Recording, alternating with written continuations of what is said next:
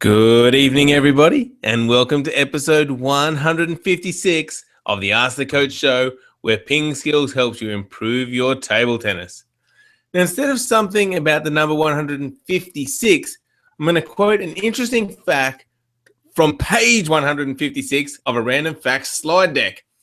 An ostrich could run the New York Marathon in 45 minutes. There you go. Now, today, we're going to talk about table tennis balls for robots, tension in the body, the ideal serve against a chopper, and patience against defenders. I'm Jeff Plum, and as always, Super Coach Alois Rosario is here with me to answer your questions. Welcome, Alois. Finally, something interesting on the numbers facts. Thank you, Jeff. You're most welcome. Now, do you have anything interesting for us today? Well, you may well be surprised. What is today, Jeffrey? 20th of July. If I give you the date, 20th of July, 1969. Ring a bell? Did we land on the moon? Neil Armstrong, you got it. You are good. See, you're really getting good at this this day in history, Jeffrey. Yes, that's great, isn't it? A man on the moon. Who would have thought? Yet, well, exactly. Do some simple things down here on Earth, Alois. Yeah. So how many years? That's like, what's that? 46 years ago. 46 years ago. Is that right? You're getting good at the numbers. 46 years ago, and I don't know. And we still can't get to Europe in less than like 24 hours. Really? Come on. Yes. So you think we should have progressed further in some of these areas, huh? Definitely. What is going on? We can go to the moon. We can go to the moon. Yeah, I don't know. Who knows? Anyway, Al, I want to talk about the Pan American Games in Toronto. Tell us a bit about these. I don't know much about them, to tell you the truth, but yeah, I did get an email today from the ITTF, and I'm just going to just thrash around here and find it. But yeah, the Pan American Games started on the 19th. Here we go. I've got it.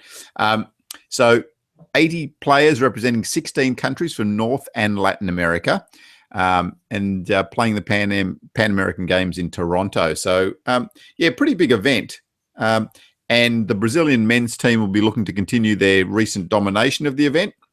Brazilians really strong, with players like Calderano, yeah, so it's a big event.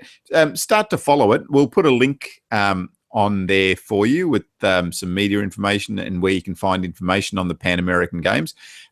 Support all these sorts of events. It's great to see players from all around the world, having their day in the sun as well. It's great to see the Chinese performing well at the World Championships and all that sort of thing. But I think these regional championships are fantastic to see what a region can produce. So we'll put a link on there and follow it, get onto it, follow your favorite country in the Pan American Games. And I know we get a lot of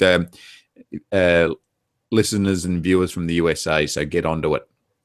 Absolutely. Sounds good. Now, on a slightly different topic, Alois, you mentioned Brazil, and just over the weekend was the 2015 Rubik's Cubes World Championships. And I just want to give a big shout out and congratulations to Felix Zemdegs of Australia, who went back-to-back from the last World Championships to retain his 3x3 World Championship status, winning the tournament. Well done, Felix. Well done. Well done, Felix. And Jeff, yes? Yep, go on, sorry. No, you actually caught up with Felix, haven't you? I have, yes. I've been to a Rubik's Cube comp where he's there. He also won the 2x2.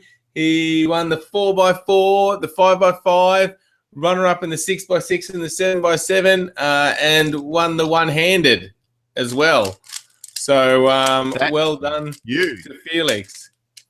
Well done, Felix, indeed. Yeah, so and Felix actually knows about PingSkills, if I'm not mistaken, Jeffrey. He knows a little bit about PingSkills, I think. Yes, he does. There you go. So good on you, Felix. Excellent work. Well done. Now, let's talk about the last PingSkills question of the day from Friday, which was, what is your favorite football team? What sort of response did we get here, Alois? Yeah, so we did get a few responses, and on the on Facebook. So Thad said Burnley FC, although I live in Ipswich, Suffolk. And so Glenn O'Day said Melbourne, Victory most of the time, Storm almost all the time, and Demons a few times a year. So here we're talking about some Australian football teams. So the Victory is the soccer or the football team. Storm is a rugby team and league team, and Demons is an Aussie rules football team. So nice spread, and I like that, Glenn. Eugene says, why football? Isn't this about table tennis? Good point. Who thought of that question? Oh, yeah, that's right. It was me. And anyway, Eugene did say that his favourite football team is Germany anyway. And Dominic said the Wallabies. So, and Johanna said, I like the team of Barcelona. And I was very lucky to visit Barcelona last month and had a chance to go to Nou Camp, the home of Barcelona FC, saw all their trophies, saw Lionel Messi's golden boots and Ballon d'Ors. Very, very impressive. I was impressed. There you go. Very good. And for me, it's the Geelong Cats. Go Cats. Cats for you. Yeah. Now, the PingSkills question of the day this time is about table tennis. So hopefully that will please you. Who was that said that comment? Can't remember. But anyway, the question of the day is, what is the coldest temperature you have played table tennis in? So let us know. Get involved. Go to the Facebook page or go to the pingskills.com website and click on the blog link. Love to hear your thoughts. All right, now we've got a lot of good questions today, Alois, so I'm looking forward to hearing your thoughts on some of these.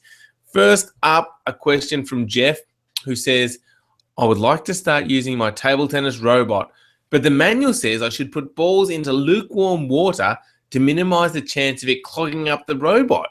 Is it necessary? Can I just use a wet cloth to wipe each ball before I put them into the basket? Yeah, so Jeff, I think it's probably one of those instructions that the manufacturer is trying to protect themselves to make sure that that you don't get any dust or dirt into the machine. I mean, you don't really need to clean them that much or well. Just make sure that you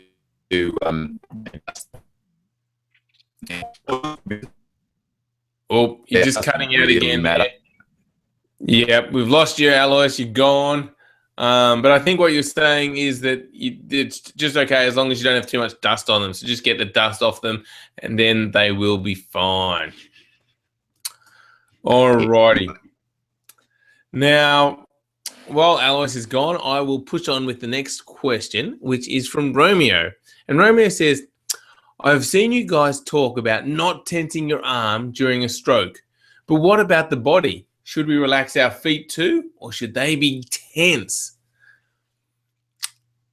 Hello. Hello. Are you there?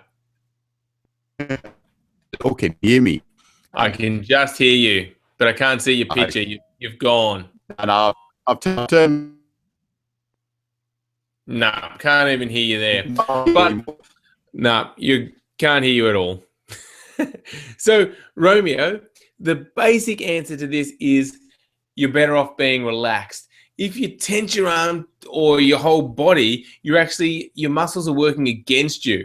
If your muscles are nice and relaxed, then they can move really fast. And if you tense up, it's kind of hard and you've got to work against your muscles. So it's better to be nice and relaxed, and then you can move your arms fast. And so it's the same with the rest of your body. Nice and relaxed. Of course, when you're moving, you have to use your muscles, but you don't want them to be tense when you're not using them. So nice and relaxed, and then as you move with your legs, you can push off with them. And as you know, in your forehand, you're just nice and relaxed, and then you can really use great power. Are you back, Alois? No, we've lost him. He's gone. All right. So everybody, it's really important to try and stay nice and relaxed when you're playing so you can, utilize the full power without working against yourself. So thanks for that question, Romeo. Now, next up is a question from Jared who says, I was wondering what is the ideal serve placement, speed, and spin to use against choppers? Now, Jared, the thing to remember here is that there's no ideal serve against one single opponent. Different opponents will like different serves. But if I was going to give some advice against a chopper, I would say do a short serve that's going to bounce twice, because that way you've got to bring them in close to the table. And then when they make their return, play your aggressive forehand topspin. And then it's difficult for them to get back and get into a rhythm chopping, because you've brought them in close to the table and then suddenly you've hit a fast ball, and to be able to chop that, they need to be quite deep. So it'll force them to move in and out quickly. So that's a really good tactic. So yeah, try getting a serve that bounces twice on their side of the table and then make a strong attack next. I've found that to be a really effective tactic against choppers. Okay. Now, Shant has the next question. And Shant says, I am more of an attacking player, and in a regular game, I'll only attack. My opponent can always chop and chop and chop, but I run out of patience. So can you please tell me what to do? What to do so I don't run out of patience? Now, Shant, this is a great question, and I'm just going to check if Alois is back. Alois, are you back? You kind of back. You're a bit just gone a little bit. Go again. Hello. Hello. You're kind of back, Alois. No, he's gone again. No, gone again. So with the patience, I guess it's just, a state of mind that you need to have here, Shant.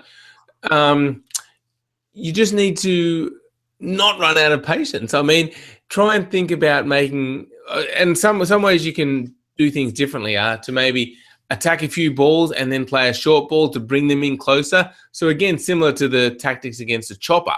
And that way you're moving them in and out and making it difficult for them just to get back in their rhythm and continue chopping. So you're mixing the game up for them. But again, I think, if you just think, I'm just going to keep on attacking till I draw a mistake from them, then you won't run out of patience. Just think, I'm just going to keep playing one extra ball. Just have that determination. So yeah, it's a number of different things. You can think about your mental state, but you can also think about tactics to, if you want to try and shorten the points. So bring them in close and then attack them out wide.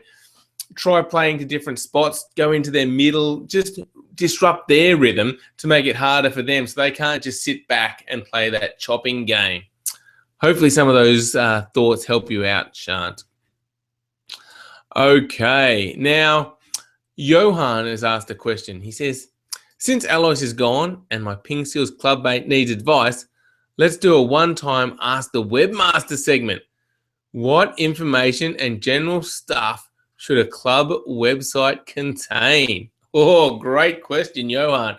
Now, I think that a club website, the most important thing it has to have right up on the front page is the address and a big contact number. I mean, anytime someone's looking at the club, they're thinking, I want to go there. So that you need to have right up the front the address and the phone number. I've seen lots of web pages where you go and it's got lots of information, but it's really hard to find out where the club actually is located and how to contact them. So they're the two must-have things right up front on a club website.